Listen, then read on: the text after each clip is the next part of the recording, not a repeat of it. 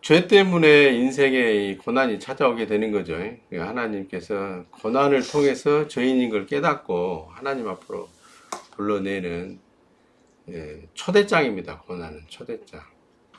그래서 우리가 고난을 고난으로만 묻혀버리면 아무 효과가 없는 거죠. 하나님의 뜻이 이루어지지 않는 거죠. 근데 그 고난을 통해서 사실은 고난을 통해서 하나님의 뜻을 깨닫는 게 죄인들을 향하신 하나님의 뜻을 깨닫는 게 은혜입니다. 그걸 보고 은혜라고 그러는 거예요. 은혜라는 거는 그냥 뭐 대가 없이 뭐 주어지는 그런 의미이긴 하지만은 궁극적으로는 고난을 통해서 죄인인 걸 깨닫고 하나님 아버지 앞으로 나올 수 있는 기회를 깨닫는 그런 수단, 기회, 문 이런 것으로 활용되어질 때 은혜가 있는 거예요. 그래서 오늘은 이제 쫓겨나간 죄들이 그동안에 쭉 구원의 과정을 지금 우리가 공부해 왔죠. 첫째 제일 중요한 거는 죄인인 걸 깨달아야 된다. 죄인은 하나님의 말씀에 따라 사형 판결을 받은 죄인이기 때문에 예수 그리스도라는 하나님의 유월절 양과 함께 죽었다고 믿어야 된다. 그러면 이제 사형 판결 받은 것이 집행돼 버리잖아요. 그죠? 네. 믿음으로 집행을 해버리는 거예요. 그러니까 일사부재리 원칙에 의해서 다시 처벌받을 필요가 없죠. 그래서 심판이 지나갔다 그러는 거예요.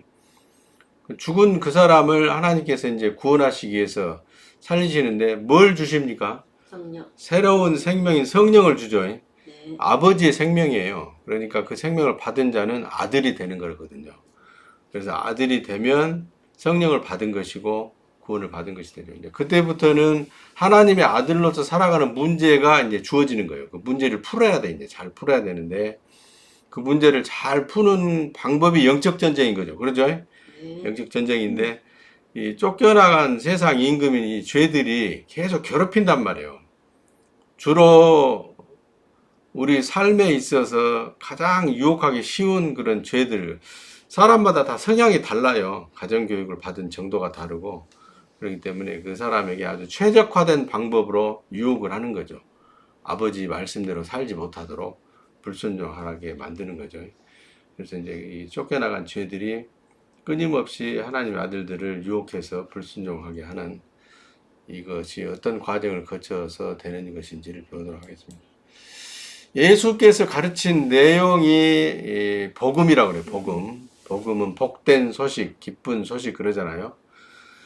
복된 소식이다, 기쁜 소식이다, 굿뉴스다 이렇게 하는 이 복음이라는 것은 죄인에게 전하는 아버지의 말씀이에요. 1차적으로는 죄인에게 전하는 창조주 하나님의 말씀, 모든 죄인에게 전하는 하나님 아버지의 말씀. 요한복음 14장 24절부터 이제 25절 한번 읽어봐요. 화면에 나와 있는 대로 화면을 보고 읽어봅니다. 나를 주 하나님의 그리스도스라고 인정하지 않는 자는 내가 전하는 주 하나님의 말씀을 소중하게 여기지 않는다. 그러나 너희가 나에게서 듣는 모든 말은 내가 지어낸 말이 아니라 나를 그리스도스로 세우시고 이 일을 맡기신 내 아버지 곧 주 하나님의 말씀이라는 것을 알아야만 한다. 내가 너희와 함께 있으면서 많은 말씀을 전하고 가르쳤는데, 그러니까 예수 그리스도 이전에는 하나님께서 이스라엘 백성들에게 하나님의 말씀을 전하라고 선지자를 뽑았죠. 네. 선지자를 지정을 해가지고 에레미야에게, 이사야에게, 뭐 말라기에게, 또 뭐 하박국에게, 미가에게 말씀을 전하라고 계속 주는단 말이에요. 그런데 또 때로는 하나님께서 누구를 보내시죠? 천사를 보내, 천사. 말씀 전하는 메신저, 우편 배달부, 전보를 들고 가는 거죠, 천사가. 다니엘에게 와서 전하기도 하고, 그죠? 네. 그 다음에 뭐 아브라함에게도 천사가 오고, 천사가 와요. 야곱에게도 오고, 그리고 사가랴, 침례주는 자 요한의 아버지, 그 다음에 예수를 낳을 처녀 마리아, 할렐루야. 아멘. 천사가 직접 또 선지자가 말씀을 대언하는 자로 뽑혀가지고 사람들에게, 백성들에게 이제 전하죠. 근데 그 중에 이제 맨 마지막에는 누구를 통해서? 예수라는 하나님의 아들을 통해서 그리스토스라는 하나님의 맡긴 일을 수행하는 그 직임을 받은 예수에게 하나님께서 이제 당신이 원하는 일을 어떤 방법으로 어떤 일들이 이루어져야 되는지를 가르치는 내용이 뭐냐면 복음이라는 게 복음. 복음이. 예수님이 가르친 내용이지만은 그 원저자가 누구예요? 아버지. 하나님 아버지란 말이에요. 그 얘기를 지금 하고 있는 거예요. 내가 자꾸 얘기를 하니까 이거 내가 지어낸 말이라고 생각하는데 내가 가르치는 이 말은 내 말이 아니라 나를 그리스도스로 세우신 내 아버지의 말씀을 내가 전하는 것이다. 할렐루야. 아멘. 그러면서 이제 25절에 내가 너희와 함께 있으면서 많은 말씀을 전하고 가르쳤는데 하고 26절로 이어진단 말이에요. 26절에 가서 보면 예수께서 제자들에게 백성들에게 많은 말씀을 전하고 가르쳤는데 그 내용이 뭔가가 이제 26절에 나온단 말이에요. 다음 페이지 보면 26절에 나와요. 아버지의 말씀인데 요한복음 14장 26절에 이어서 하시는 말씀 읽어봅니다. 이제 곧 보호하시고 은혜를 주시며 친히 가르치시는 주 하나님 곧 내 아버지께서 그리스도라는 것을 믿고 나와 함께 믿음으로 죽은 너희에게 성령을 주시면 너희도 나와 같은 주 하나님의 아들이 된다. 그러면 아버지께서 너희에게 모든 것을 가르치고 또한 내가 너희에게 가르쳐 말한 주 하나님의 모든 말씀을 생각나게 하실 것이다. 이 굉장히 중요해요. 예수가 그리스도스라는 것을 믿고 고난을 통해서 자기가 죄인인 걸 깨닫고 옛사람이 받은 사형 판결을 믿음으로 집행해 버리면 믿음으로 죽은 너희에게 성령을 주시고 성령을 받으면 예수나 우리나 똑같은 한 아버지 아들이 된다. 아멘. 아멘. 그러니까 이제 구체적으로 말하면 예수님이 형님이죠, 형님. 네. 형님, 맏아들이니까 형님이고 우리는 이제 그 동생들인 거죠. 그러면 어떤 일이 생기냐면 아버지께서 그때부터는 아들을 양육해 가신단 말이에요. 아버지께서 양육해 가.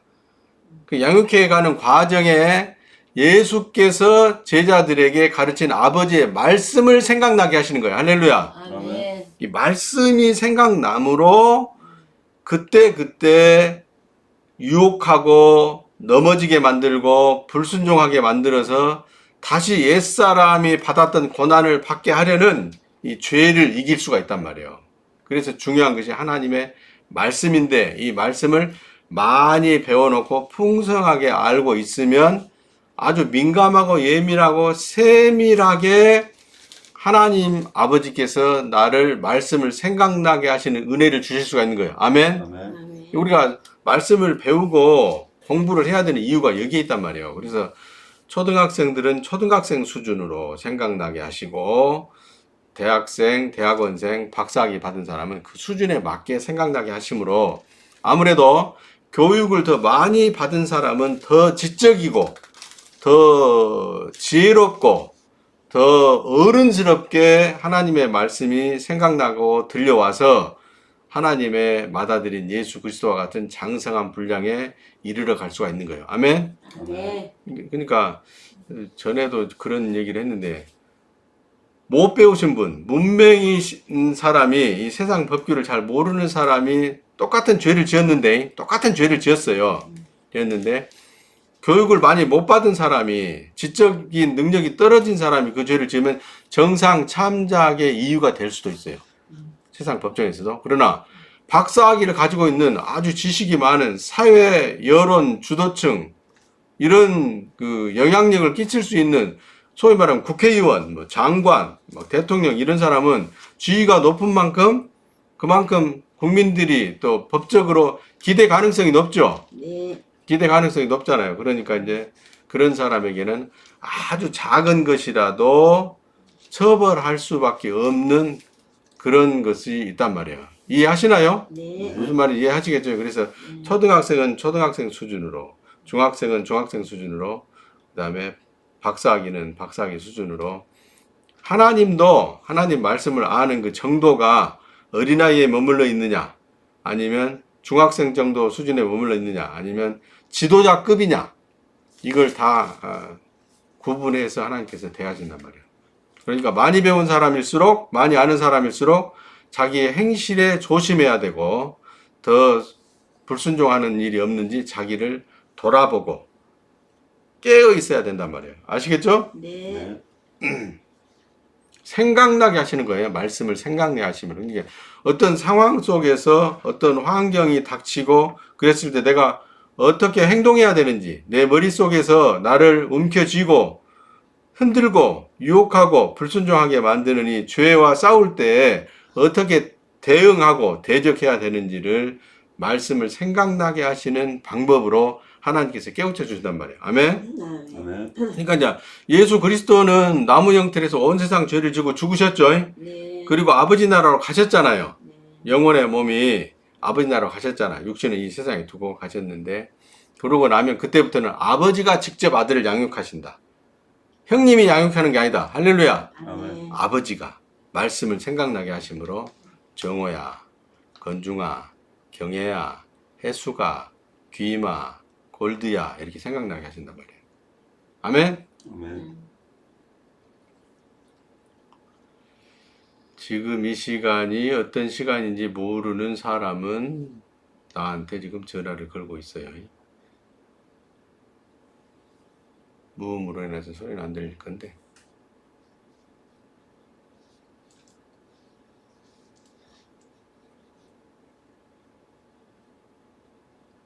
그 다음 예수 그리스도께서 가르친 내용이 그 다음에 뭐냐면 이제 하나님 아들 된 저와 여러분에게 가르친 내용이 뭐냐면 죄를 꾸짖고 아버지의 말씀에 순종해라 이거 가르친 거예요.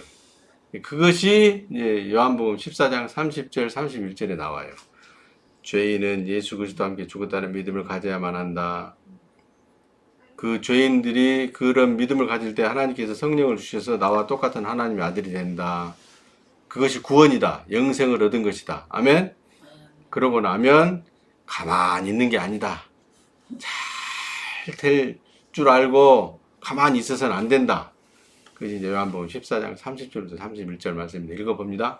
나중에 그 세상 임금이 너희 속에서 고개를 들 것인데 그때는 내가 너희와 말을 할 수 없다. 그 세상 임금은 더는 나와 관계가 없기 때문이다. 다만 너희는 내가 아버지를 사랑하고 아버지의 명령하신 대로 했던 그대로 순종하여 그 세상 임금을 꾸짖어라. 이제 모두 일어나라. 여기를 떠나자. 예수 그리스도께서 나무 형틀에 달려 죽으신 것은 모든 세상의 죄인들을 대속하기 위해서 죽으신 것이죠. 네. 그걸 자기의 것으로 믿음으로 받아들이고 로마서 6장의 말씀과 같이 골로새서 2장의 말씀과 같이 그 예수 그리스도와 함께 죽었다고 믿으면 사형 집행이 끝나버리고 믿음으로 죽은 그 사람에게 이제 성령을 주시면 그때부터는 어떤 일들이 벌어지냐? 쫓겨나간 세상 임금인 죄들이 구체적으로 어디로 쫓겨나간다고? 뇌 속으로 쫓겨나간 이 죄들이 여러 가지 생각으로 고개를 쳐들고 변명하게 만들고 핑계대게 만들고 합리화시키게 만들고 유혹해서 아버지의 말씀에 순종하지 못하도록 여전히 옛사람인 죄인 피조물인 주제에 하나님 무시하고 자기 주도적인 인생을 살았던 그때 그 사람으로 다시 끌고 가려고 애를 쓴다 이 말이야. 근데 그때는 예수님은 상관 있어요 없어요? 없어요. 예수님은 아무 상관없어요. 장권사님 머릿속에 있는 죄하고 나하고 상관이 있을까 없을까? 없어요. 아무 상관없어요. 내 머릿속에 있는 죄는 내가 근신하고 깨어있어서 내가 다스리고 꾸짖고 내가 인내하고 참아냄으로 이겨야만 돼. 할렐루야. 아멘. 각자의 전쟁인 거예요. 각자의 아멘. 전쟁. 각자의 전쟁이고 각자의 싸움이고 각자의 승리이고 각자의 상급인 것이지 이게 뭐 공중에 떠돌아다니는 뭐 마귀 뿔 달린 마귀가 있어가지고 막 공통적으로 막 대적하고 그럴 일들이 아니단 말이에요. 아시겠죠? 각자의 개인적인 전쟁이에요. 어떻게 이기느냐? 31절 읽어봐요. 화면에 나와 있는 대로 다만 너희는 내가 아버지를 사랑하고 아버지의 명령하신 대로 했던 그대로 순종하여 그 세상 임금을 꾸짖어라. 이제 모두 일어나라. 여기를 떠나자. 옛사람의 자리를 떠나는 것, 옛사람과 같이 살지 않는 것, 옛사람과 같은 의사결정을 하지 않는 것, 아버지께서 지금 나에게 요구하시는 것이 무엇인지 아버지의 시선이 어디에 머물러 있는지를 눈치채고 그곳으로, 그 낮은 곳으로 흘려보내고 심는 것, 자기를 위해서 살지 않는 것, 결국은 자기를 위해서 살지 않는 것이 자기를 위해서 사는 것이다. 말장난 같지만은 자기를 위해서 살지 않는 것이 자기를 위해서 사는 것이다. 따라서 해봐. 자기를 위해서 살지 않는 것이 자기를 위해서 살지 않는 것이 자기를 위해서 사는 것이다. 자기를 위해서 사는 것이다. 무슨 말인지 아시겠죠? 네. 자기를 위해서 심는 거잖아요. 네. 상급을 기대하고 심는 거잖아요. 근데 1차적으로는 나한테서 나가잖아. 네. 나한테서 지출에 대해서 나가는 것이거든요. 내 수중을 떠나게 돼. 너희 보물을 팔아 가난한 자에게 주어라. 부자 청년에게 말하니 그 부자 청년이 대답도 하지 않고 근심하는 얼굴로 떠나갔더라. 그 부자 청년은 상을 받았을까 못 받았을까? 못 받는 거죠. 그래서 나에게 있는 모든 것은 생명조차도 아버지의 것이니 우리 신앙고백에 나오잖아. 그죠? 신앙고백에 나오죠? 네. 어디가 나오지? 모든 생명과 모든 것은 아버지의 것이므로 언제든지 저 자신을 위해 살지 않고 하는 하나님을 기쁘시게 하는 삶을 살겠습니다. 저에게 주신 생명과 모든 것은 하나님 아버지의 것이므로 언제든지 아버지의 뜻에 따라 가난한 이웃을 돕고 하나님께서 복음을 전하는데 사용하시도록 내어드리겠습니다. 아멘. 이게 예수님이 요한복음 14장 31절에서 하신 말씀, 내가 아버지를 사랑하고 아버지의 명령하신 대로 했던 그대로 순종하여 세상 임금을 꾸짖는 전쟁에 이기는 방법이에요. 할렐루야. 아멘. 또 이제 우리 직장 얘기를 또 조금 할 수밖에 없는데, 울산 동구 쪽에 가서 이렇게 출장을 나가서 돌아다녀 보니까 요즘은 이제 사회복지센터에 재가복지, 방문요양, 요양보호사 파송해주는 그 업체들 있잖아요. 그 센터장들을 많이 만나고 다니는데 참 그분들은 진짜 그 영리도 영리지만은 사명감 없이는 그 일 못해요. 그 사회복지사님들, 요양보호사님들 진짜 뭐 사실 그 얼마나 그 수입이 되겠어요. 하루에 2시간, 3시간씩 어르신들 보는데 몇백만 원 되는 것도 아니고, 어떤 요양보호사님은 두 분을 오전에 한 분, 오후에 한 분 이렇게 하시는 분도 있고, 어떤 분은 그냥 오전에 한 분만 3시간 정도 하시는 분들이 있고 그러더라고. 평균적으로 두 타임을 일하시는 보호사님들은 많지가 않더라고. 근데 가서 보면 어르신들 열악해, 환경이 열악해. 그러니까 이제 9평짜리 화정 주공 임대 아파트에서 하시는 그 이노미라는, 실명을 거론해서 죄송해요. 이노미라는 어르신인데 이분은 여러 가지로 힘드신 분이더라고. 근데 이제 주공 임대 아파트는 국토교통부 소관이라 우리 그 산업통상자원부 이 일하고는 관계가 없는 거거든요. 근데 센터장님이 아주 간청을 해. 거기 가서 꼭 방충망 모기장을 좀 바꿔줬으면 좋겠다고. 그 사실은 우리가 그 관여해서는 안 될 일인데 하도 간청을 해서 가봤더니 모기장에 구멍이 뻥뻥 뚫어져 가지고 화장지로 구멍을 전부 다 막아놨더라고. 화장지로. 그냥 바람이 불고 그러면 화장지가 또 빠지고 모기도 들어오고 그러니까 2층인데. 그래서 내가 사랑하고 존경하는 박대영 사장님에게 카톡을 보냈죠. 카톡을 안 읽어봐. 그래서 이제 전화를 했어요. 재료비는 내가 되는 걸로 하고 만들고 시공하는 것은 사장님이 되는 걸로 하고 둘이 여기 좀 해줘야 되겠다. 섬겨야 되겠다. 아이고 형님 그럴 필요 없습니다. 우리가 그런 일을 하려고 돈 버는 거 아닙니까? 할렐루야. 그래가지고 해드렸어. 요즘 우리 공장 그 직원들이 고임금 근로자들이 목수들이 바쁘거든요. 근데 그 동구까지 왔다 갔다 왕복 보통 2시간 걸립니다. 공장에서 왕복 2시간 걸리고 거기 가서 설치하고 시공하는 데까지 합하면 하여튼 뭐 3시간 정도는 걸리잖아요. C급이 상당히 높으신 분들인데 그걸 어제 마쳤어. 그랬더니 아이고 그 제가 복지센터장 그분이 전화가 와가지고 너무너무 감사하다고 그래서 아니요 제가 한 게 아니고 우리 회사 사장님이 했으니까 섬겨준 거니까. 이런 것들이 낮은 데를 돌아보는 또 그런 일들 중에 한 가지이고 또 하나님께서 관심 갖고 있는 그들을 돕는 것이 우리가 그 소득이 있어야 되는 이유, 우선은 물리적인 인간적으로 생물학적인 그 생계 유지를 위해서도 필요하겠지만은 근본적으로는 아버지께서 주신 생명부터 시작해서 내가 가진 모든 것은 아버지의 것이므로 아버지의 뜻에 따라 가난한 이웃을 섬기는데 사용해야 될 줄로 믿습니다. 아멘. 아멘. 이게 진정한 소셜 월페어 사회복지 개념이거든요. 요즘 이제 동구 쪽에 지금 그 사회복지 센터를 돌아다니고 보면서 저 자신도 많이 반성을 해요. 과연 네가 얼마나 아버지께서 관심 갖고 있는 어둠에 있는 자들, 가난한 자들을 위해서 흘려보내고 심었는가. 열심히 한다고 했지만은 제 자신 반성도 많이 하거든요. 우리가 부자로 살아야 되는 이유는 거룩한 부자로 살기 위해서 필요한 거예요. 할렐루야. 아멘.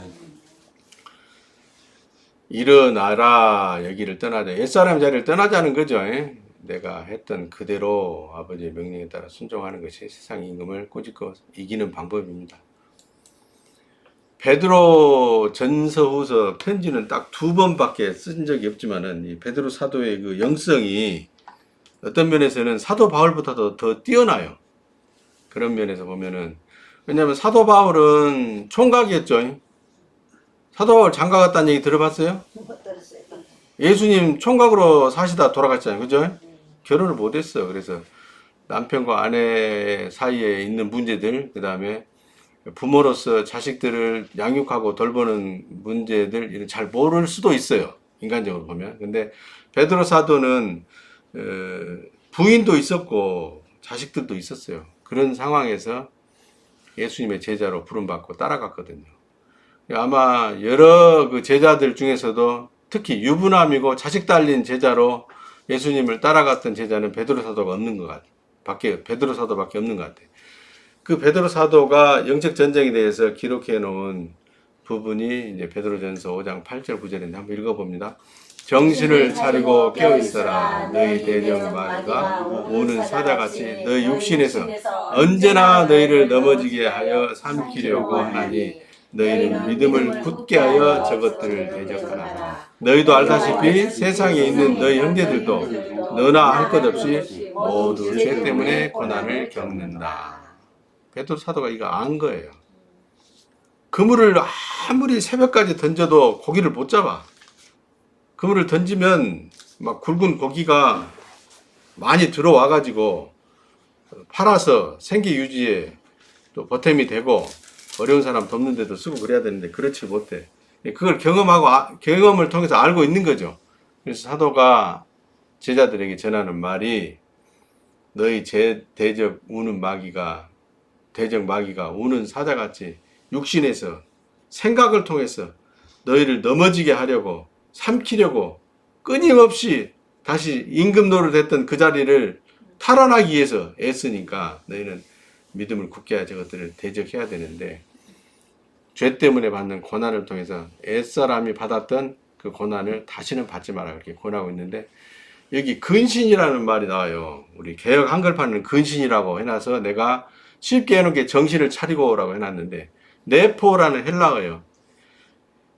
베드로 사도나 사도 바울이나 썼던 편지들 중에는 로마의 군사 용어들이 많이 등장해요.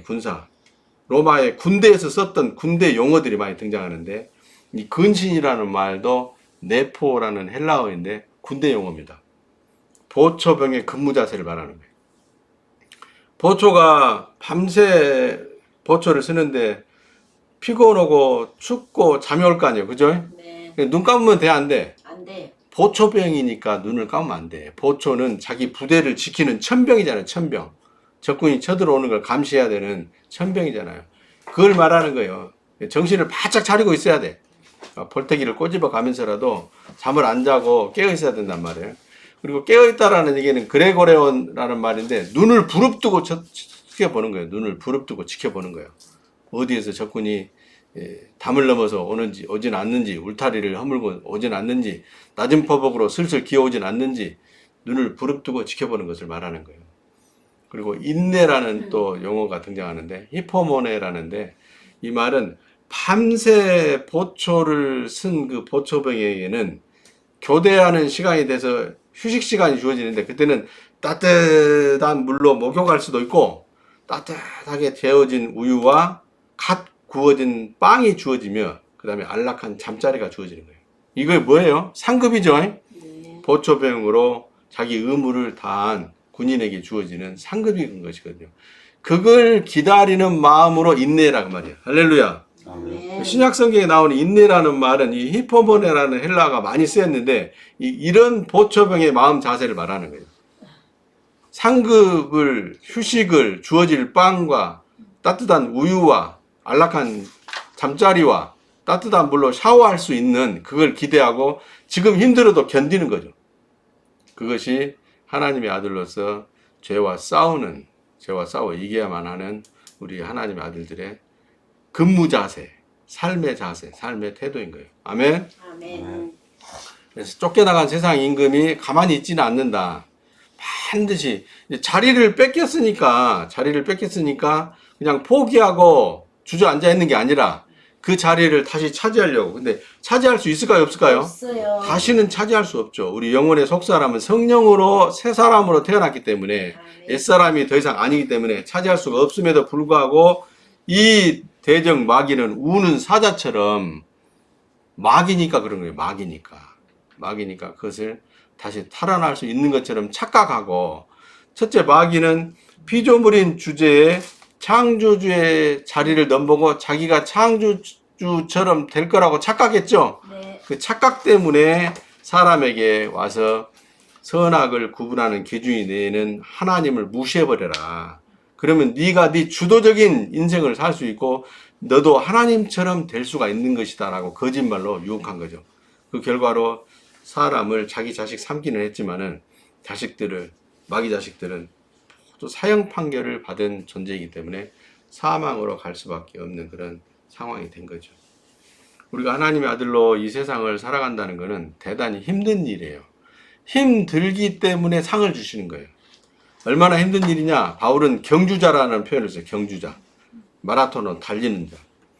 그래서 선착하는 1등에게 주어지는 상급이 크고 또 2등에게 주어지는 상급은 그보다 작고 꼴찌로 들어온 사람에게는 상급이 없을 수도 있다. 아멘?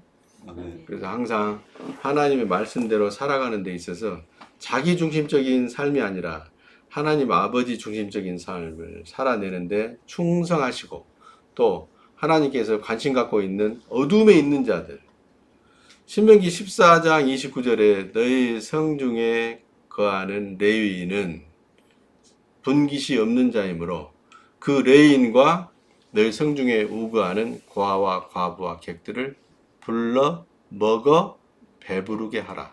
그리하면 너희 손으로 하는 범사에 복을 주시리라. 할렐루야. 아멘. 이 하나님의 말씀에 아주 중요한 부분이거든요. 신명기 한번 펴봐요. 상계. 신명기 14장 29절. 비나이다 해서 복 받는 게 아니에요. 아멘을 안 하시네.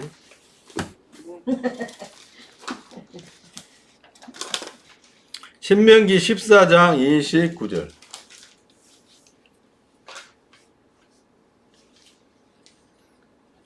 읽어봐요. 너희 중에 분깃이나 기업이 없는 레인과 내 성중에 우거하는 객과 및 고아와 과부들로 와서 먹어 배부르게 하라. 그리하면 내 하나님 여호와께서 너의 손으로 하는 범사에 내게 복을 주시리라. 아멘. 낮은 대로 흘려보내고 심으면서 자기의 재능을 따라 하나님께서 주신 기회를 따라 열심히 일도 해야 된단 말이야. 아멘. 네. 너희 손으로 하는 범사가 있어야 될 거 아니에요. 네. 그래야 리워드, 베네핏이 자꾸 주어지고 그걸 다시 또 흘려보내고 심음으로 재투자함으로 다시 돌아오는 리워드, 베네핏이 많아진단 말이에요. 아멘? 아멘. 리워드, 베네핏, 상급을 말하는 거예요. 상급, 복. 종교인들이 말하는 복. 심는 게 굉장히 중요하단 말이에요. 갈라디아서 6장 한번 가요. 신약성경 갈라디아서. 마귀하고 갈라섰잖아요. 그죠? 마귀하고 갈라선 사람들은 어떻게 해야 되느냐. 갈라디아서 6장 7절부터 8절 9절 읽어봐. 마귀하고 갈라선 사람들. 갈라디아서 6장 7, 8, 9절 읽습니다. 마귀하고 갈라섰어요? 그래 썼습니다. 확실합니까? 네.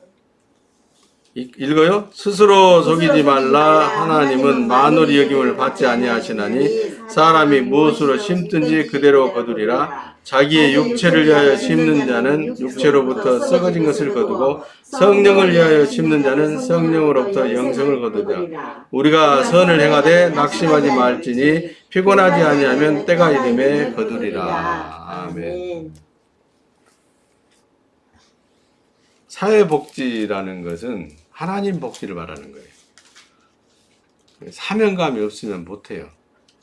하나님의 아들도 데스티니, 하나님의 아들로서의 사명감이 없으면은 하나님의 아들로 살아내기가 힘들어요. 특별히 이제 하나님의 아들들 중에서 정호 형제 같이 자꾸 이제 부담을 주는 그런 사람이 있어. 그런 사람은 하나님께서 점지했을 가능성이 높아. 정호 형제는 교회를 못 오면은 막 불안하다잖아. 그게 사실은 정상이거든. 날마다 선생을 만나서 배워야 되는데 선생을 못 만나면 분리불안증이 있어. 그건 참된 제자의 자세예요. 좋은 일입니다. 좋은 일이에요. 그래서 빨리 일요일이 왔으면 좋겠다. 빨리 우리 선생을 보러 가야 되겠다. 그러니까 막 선생한테 막 전화를 하고 막 그래. 선생을 그리워해. 할렐루야. 네. 일주일 내내 선생한테 전화 한 통, 문자 한 통, 카톡 한 통 안 보내는 제자들이 많아. 요새는 내가 정오 때문에 살맛이 나. 정신을 차리고 깨어 있다는 얘기 받아들이시기 바랍니다. 네. 이겨야 되는 거예요, 이겨야. 근신하고 깨어 있어야만 되는 거예요. 그래야 우리 머릿속에서 우리를 속이는 죄들을 이길 수가 있어요. 교묘하게 속이거든요. 아주 그럴싸하게 속여요. 많이 배우면 많이 배운 대로 고차원적으로 속여. 초등학생들 속이는 일도 아니죠. 아이스크림 하나면 초등학생은 넘어와. 우리 냉동실에 지금 사모님이 뭐 브라보콘이랑 아이스크림을 많이 사놓고 갔는데 초등학생은 그냥 아이스크림 하나면 바로 넘어옵니다. 근데 고등학생, 대학생 되면 그 아이스 깨끼 하나 갖고 넘어올까? 안 넘어와. 고등학생, 대학생 되면은 이제 머니가 따라가야 돼, 머니가. 최소한 신사임당 정도는 나가야 돼. 이율고기 가지고는 안 돼. 신사임당 정도는 고등학생 정도 되면 나가야 되는 거예요. 고차원적으로 속입니다. 이제 많이 배우면 많이 배울수록. 그래서 영적 전쟁이라는 거는 자기 머릿속에 죄와 싸워 이기는 것인데 그거는 정신을 차리고 깨어 있으므로 로마 군병의 자세로 상급을 기대하는 마음으로 꾸짖어야 된다. 꾸짖어요. 하나님의 말씀을 생각나게 하심으로 꾸짖을 수가 있는 거예요. 아멘. 아멘. 날씨가 이제 많이 더워지고 있습니다. 지금 장마가 시작돼서 후덥지근하고 그런데 건강 관리들 잘해서 하나님께서 우리 교회 공동체 평균 연령이 상당히 높잖아요. 그래서 70두이가 하나 와가지고 좀 평균 연령이 조금 낮아지긴 했는데 그래서 연세가 있으시니까 건강 관리를 잘해야 돼. 저도 좀 힘들어요. 하루 종일 트럭 운전하고 다니고 그러기 힘들어. 홍보용 차량을 몰고 일을 보러 다니거든요. 승용차로 다니는 게 아니라. 건강 관리들 잘 하셔서 하나님께서 언제든지 쓰시고자 할 때 잘 쓰임 받으시기를 부탁을 드립니다.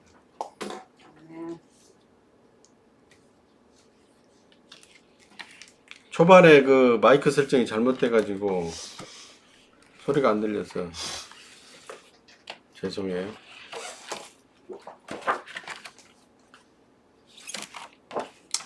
축도합니다. 주 하나님 여호와께서 우리 모두에게 복을 주시고 항상 지켜주시길 원하며 평강의 얼굴로 우리를 바라보시고 범사에 풍성한 은혜 베푸시길 원하며 우리 모두를 날마다 형통하게 하시기를 축원하옵나이다. 아멘. 감사합니다. 수고하셨습니다. 저녁에 중보기도 모임으로 만나겠습니다. 지난주에는 결석하시는 분들이 많아서 중보기도 얼굴 보고 얘기하는 시간을 생략을 했어요. 저녁에 보도록 하겠습니다. 여호와는 나의 목자시니 내게 부족함이 없습니다. 그가 나를 푸른 풀밭에서 쉬게 하시고 여호와는 나를 잔잔한 물가로 이끌어 쉬게 하십니다. 하나님은 나에게 새 힘을 주십니다. 하나님의 이름을 위하여 하나님은 나를 의로운 길로 인도하십니다. 내가 음산한 죽음의 골짜기를 지나가게 된다 하더라도 나는 겁나지 않습니다. 그것은 하나님께서 나와 함께 계시기 때문입니다. 하나님의 막대기와 지팡이가 나를 든든하게 보호해 줍니다. 하나님께서 원수들이 보는 앞에서 내게 식탁을 차려주십니다. 그리고 내 머리 위에 향기로운 기름을 바르시며 내 잔이 넘치도록 가득 채워주십니다.